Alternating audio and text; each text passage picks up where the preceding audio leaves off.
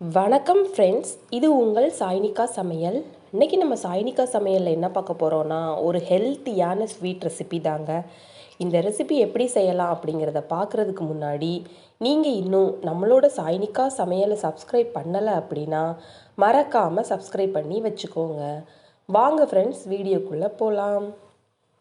நான் இப்போது இந்த ரெசிபி செய்கிறதுக்காக அடுப்பில் ஒரு கடாய் வச்சுருக்கேங்க. அதில் 1 கப் அளவுக்கு கொள்ளு எடுத்துருக்கேங்க. நீங்கள் கருப்பு கொள்ளு, சிவப்பு கொள்ளு எதுனாலும் எடுத்துக்கலாம். இப்போது இதை நல்லா நம்ம ஃப்ரை பண்ணிக்கலாம். கொள்ளு கடித்தா நல்லா முறுமுறுன்னு வரணுங்க, அந்த அளவுக்கு நம்ம இதை வறுத்து எடுத்துக்கலாம். பாருங்கள், கலர் நல்லா சேஞ்ச் ஆயிருச்சு, கொள்ளு நல்லா வறுபட்டுருச்சு. இப்போ இதை நம்ம அப்படியே வேறு ஒரு பிளேட்டுக்கு மாற்றிடலாம்.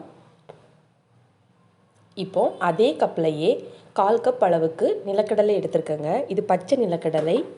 உங்ககிட்ட வறுத்த நிலக்கடலை இருந்துச்சு அப்படின்னா நீங்கள் அப்படியே கூட சேர்த்துக்கலாம். இப்போது இதையும் நம்ம நல்லா ரோஸ்ட் பண்ணிக்கலாங்க. பாருங்கள், நல்லா ரோஸ்ட் ஆயிருச்சு. இப்போ இதை தனியாக எடுத்து வச்சிடலாம். இப்போது அதே கப்லையே 1/4 கப் அளவுக்கு கருப்பு எள்ளு எடுத்துருக்கேங்க. இதையும் நம்ம நல்லா வறுத்து எடுத்துக்கலாம்.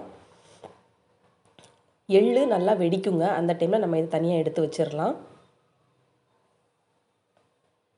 பாருங்கள், இப்போ நல்லா வறுபட்டுருச்சு, எள்ளு நல்லா வெடிச்சிருச்சு. இப்போ நம்ம ஸ்டவ் ஆஃப் பண்ணிவிட்டு இதை தனியாக எடுத்து வச்சிடலாம்.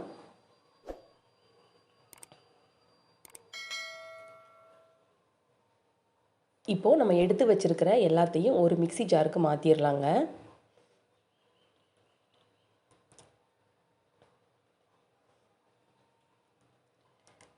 எல்லாத்தையும் மாற்றிட்டு நல்லா ஃபைன் பவுடராக நம்ம இதை அரைச்சிட்டு வந்துடலாம். இந்த ஸ்வீட் பார்த்திங்கன்னா நம்ம சீக்கிரமாக செஞ்சு முடிச்சிடலாங்க, அதே மாதிரி ரொம்ப டேஸ்ட்டாக இருக்கும். பாருங்கள், எல்லாத்தையும் மாற்றியாச்சு. இப்போ இதை ஃபைன் பவுடராக அரைச்சிட்டு வந்தாச்சுங்க.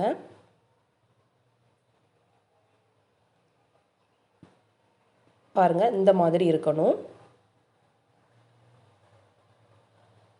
இப்போ இதை நம்ம தனியாக எடுத்து வச்சிடலாம். இப்போது அதே கடாயை அடுப்பில் வச்சு அதில் 1 கப் அளவுக்கு உடைச்ச வெல்லம் சேர்த்துருக்கேங்க.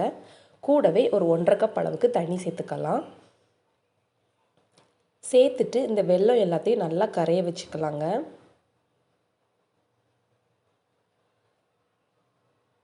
இது நல்லா கரைஞ்சி வரணும். இந்த ஸ்வீட் செய்கிறதுக்கு ஒரு கம்பிப்பதம் வந்துச்சு அப்படின்னா ஸ்வீட் ரொம்ப டேஸ்ட்டாக இருக்குங்க. இப்போ நல்லா காஞ்சிருச்சு, ஒரு கம்பிப்பதமும் வந்துருச்சு. இந்த டைமில் நம்ம அரைச்சி வச்சுருக்க மிக்ஸை இதில் சேர்த்துடலாம். சேர்த்துட்டு நம்ம நல்லா கலந்து விட்டுறலாங்க. நம்ம இதுக்கு ஆயில், கீ எதுவுமே ஆட் பண்ண போகிறது இல்லைங்க, அதனால் இது ரொம்ப ஹெல்த்தியாக இருக்கும். பாருங்கள், அந்த வெள்ளைப்பாகுலையே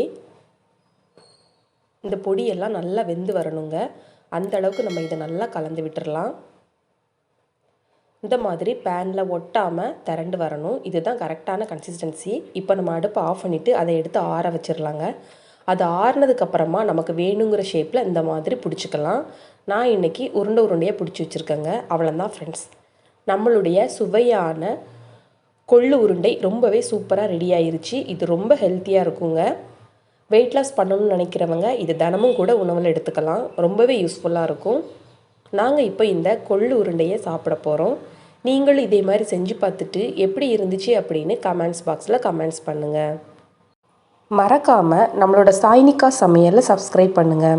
உங்களுக்கு இந்த வீடியோ பிடிச்சிருந்துச்சு அப்படின்னா லைக் பண்ணுங்கள், ஷேர் பண்ணுங்கள்.